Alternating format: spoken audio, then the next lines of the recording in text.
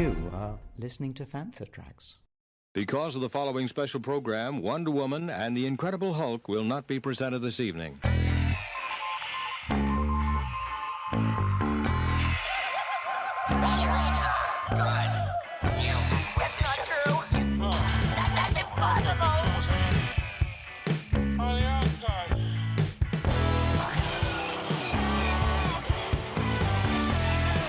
It's time to get all your Star Wars news in a single file. This is Making Tracks. Here are your hosts, Mark Newbold and Mark Mulcaster. That's not true. That's impossible. You're listening to Making Tracks as Fantha Tracks were invited to join a very special roundtable with Acolyte showrunner, director and writer Leslye Headland. Along with a number of fellow websites and podcasts, we put a number of questions to her. So here's that roundtable with Leslye Headland right here on Making Tracks. And we will start with Keith and Kerwin. Hi. So my question for you is, how did your work on previous shows such as Russian Doll influence your vision and direction for the Acolyte? How did my work on other shows shape the vision? I mean, certainly Russian Doll, I'd say. That was an intricate story, obviously, with the Groundhog Day element, having to keep track of this storyline that sort of spiraled down into the heart of what the story was about. And I hope we've achieved sort of the Star Wars version of that with this storyline, with the Rashomon elements and seeing things from two different sides, both between Amandala's characters. Am I allowed to say that? I am. Okay, great. Sorry, you guys. I'm still unclear on what I'm allowed to talk about. So where was I? I was talking about, oh yes, the duality and kind of flipping back and forth between who's good and who's bad. This is a point of view of one character. This is the other point of view from another character. So that's I would say that prepared me really well for the story we ended up telling here. Trisha, go ahead. Hi, Trisha Barr for Fangirls Going Rogue podcast. You, in the Acolyte, you're using one of my favorite archetypes, the witch. A lot of current storytelling is challenging patriarchal tropes about witches. What do you want to bring to the cultural perspective of witches? Well, I think that they, of course they're witches, and that's an element that George and Dave created with the Clone Wars. But I do think that my version of it is more about a collective that utilizes the Force differently than the Jedi do and would rather be left alone so that they can develop their own way of manipulating it, use it, whether it's for good or bad is kind of left up to the audience's interpretation of them. So I guess that's how I would be challenging the perspective. George, go ahead. Hi, this is George and Josh Babe with the Hollow Files. Leslye, thank you so much. Really nice to meet you. Nice to meet you too. It seems that one of the great tenets of working at Lucasfilm is collaboration with so many different departments, individuals, things like that. As you worked on The Acolyte, did you consult with other filmmakers who had directed and written other Star Wars stories? I know Rian Johnson had directed one of your first scripts and then obviously did The Last Jedi. I'm not sure if you consulted with him or other Star Wars writers, directors in crafting The Acolyte. Well, it's interesting. I worked so closely with my designers, and all of them were very well versed in either their fandom for Star Wars or their understanding of it aesthetically. And also, they were very familiar with the aesthetic of the High Republic as well. So we did a lot of trial and error. We did a lot of collaboration. We did an enormous amount of presentations to each other so that all the departments were on the same page. So I do think that really was the key to making a show like this one. You can't do it on your own. It's got to be between you and your team. James, go ahead. Hi, James Burns from Jedi News here. Thanks for taking the time to talk to us. So my question for you is, there's a lot of people out there that have never ever read anything from the High Republic because they just, tune into the films and watch content on Disney Plus. So how would you pitch The Acolyte to them? Oh, I would say pitching the Acolyte to people who are unfamiliar with the High Republic, I would say this is a fresh entry point. It could definitely elevate the show if you've had the experience of immersing yourself in that in beautiful world. But you certainly don't need to have read anything or know any references to it, because we are taking place a bit closer to the prequels than the High Republic. So hopefully we have enough referencing of the High Republic, but we're not leaning on it narratively to support our story. I would like to think that our story stands on its own. Hi, it's John Jackson Miller, author of the new Star Wars: The Living Force, and you're listening to Fantatrax. Gustavo? Hi, Leslye. I'm Gustavo from Trial of the Force. Thank you so much for taking the time to talk to us. My question also has to do with the High Republic. But before getting into the High Republic, Star Wars has, I think, been known a little bit for being slower to embrace diversity in it, not just its casting, but also in the stories it tells about diversity. Through the High Republic and that publishing effort, we have seen a lot of diversity with the characters that are finally introduced, be it with their races or their sexualities, but also the stories that we tell about them. With the Acolyte, how do you embrace that ethos that the High Republic publishing effort has done to not just bring in diverse characters, but also to tell diverse stories? Well, I hope that, as you know, if you're a Star Wars fan, my hope is that you will notice the different elements of Star Wars that we have brought, other Star Wars media that we have brought into the Acolyte. We're referencing the High Republic with the design of the robes, with including the character of Renester Grow. I think that we're definitely referencing Clone Wars when we explore the witches and the coven that Jodie Turner-Smith leads. So there's that. I think a lot of the fact that we're using practical elements, we're using real sets, that really, I think, lends itself to the original trilogy. And then where the Jedi are in their trajectory is very close to what ends up happening to them in The Phantom Menace. So hopefully we're merging a lot of those storylines to feel more diverse and hopefully exciting because of that. Jason? Hi, Leslye. Jason of This Dad Reads here. This is a big moment, like we've been saying, for the Star Wars book community. I just want to know, what message do you have for the High Republic book fans out there in anticipation of the release of The Acolyte? Oh, I want to say I love you.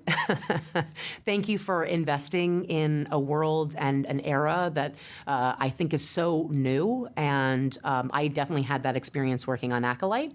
You're diving into something that isn't referencing the live action canon or the Skywalker saga. So you're willing to dive in at a particular entry point and enjoy the stories of the Jedi and what George created in a different context. So I would hope that you have a similar experiencing, similar experience watching The Acolyte. Sorry. My mouth is really dry. Okay. For everything in one location, daily news, reviews, interviews, podcasts, video, and social media feeds, bookmark Fantatrax.com for Star Wars news 24/7, 365.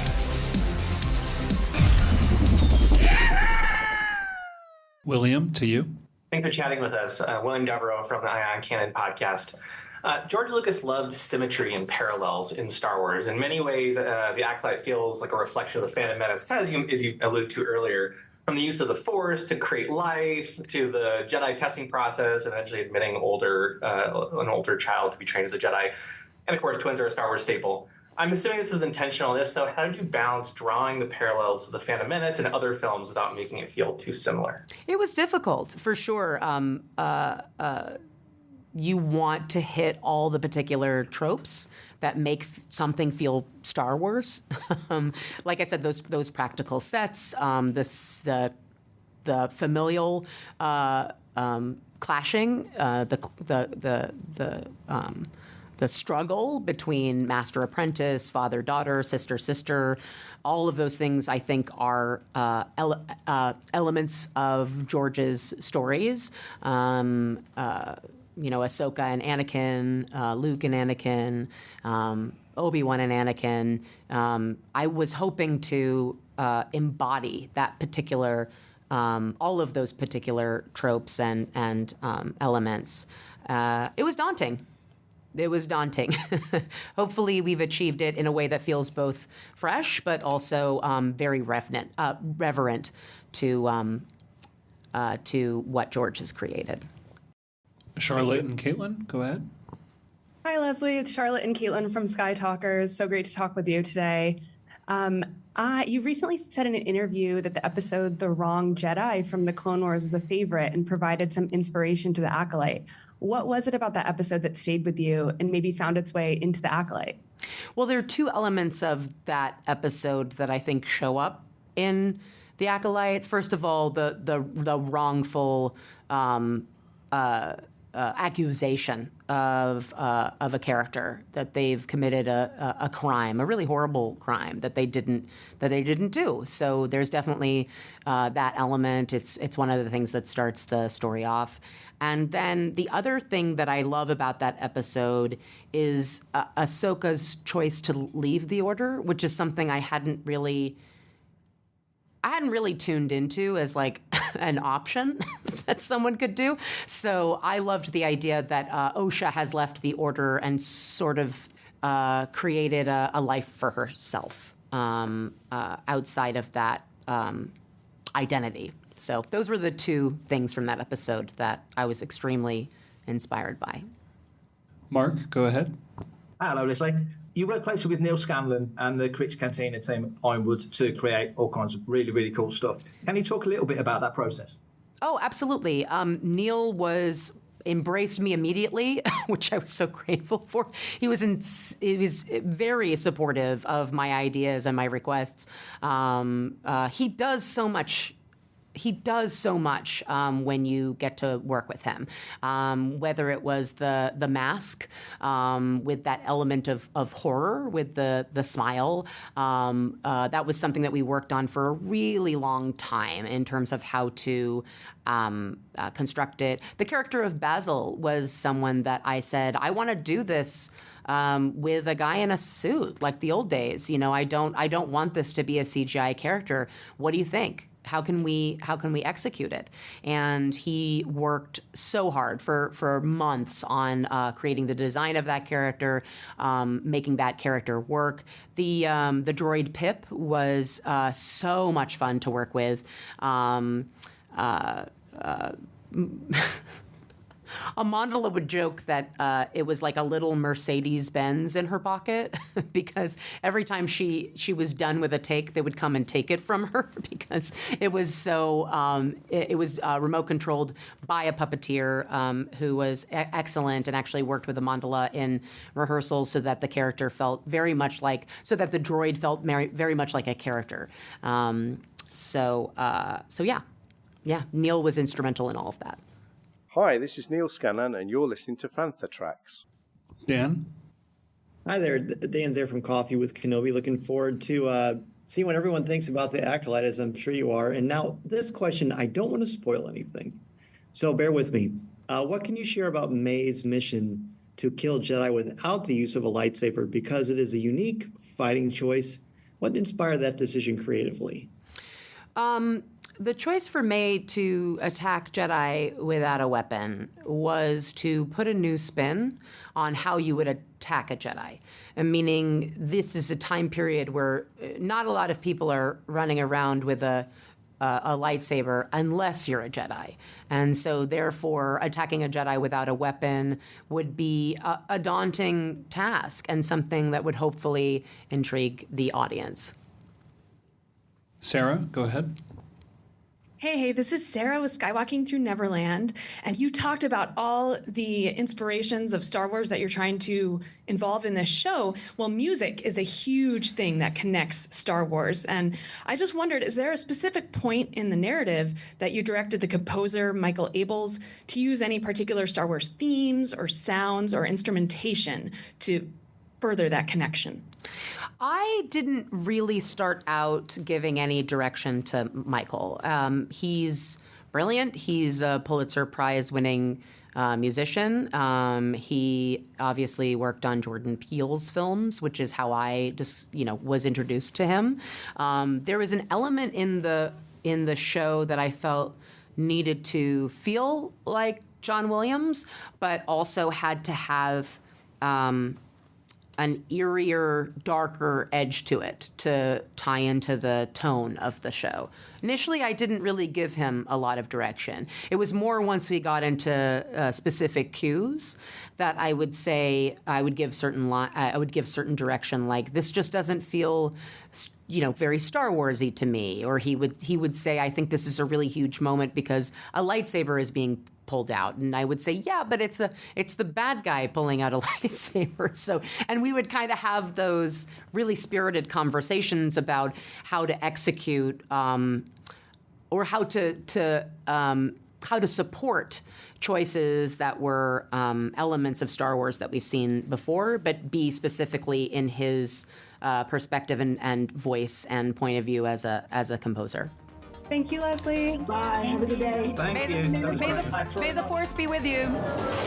Visit fanthatracks.com or be sure to comment, like and share on our social media feeds at Fanthatracks. Send in your listeners' questions by emailing radio@fanthatracks.com. Subscribe, leave a review, preferably a 5-star one, on Amazon Music, Audible, Apple Podcasts, Spotify, or your podcatcher or smart speaker of choice. And as always, thanks to James Temple for composing the Fanthatracks intro, Adam O'Brien for our Making Tracks opening music, and Mark Daniel and Vanessa Marshall for our voiceovers. Tune in to Good Morning Tatooine. It's live Sunday evenings, 9 o'clock UK, 4 p.m. Eastern, 1 p.m. Pacific, on Facebook, YouTube, and Twitch. And check out our Fanthatracks Radio Friday night rotation every Friday at 7 o'clock UK time for new episodes of The Phantom from Down Under, Planet Leia, Desert Planet Discs, Start Your Engines, Collecting Tracks, Cannon Fodder, and special episodes of Making Tracks, and every Tuesday at 7 o'clock UK time for your weekly episode of Making Tracks. And remember, fanthatracks.com, our social media feeds, Fanthatracks TV and Fanthatracks Radio are absolutely so no Patreon, Buy Me a Coffee, Kickstarter or Indiegogo required to stay updated on all the latest Star Wars news. Coming up next on Fanthatracks Radio, it's another episode of Making Tracks.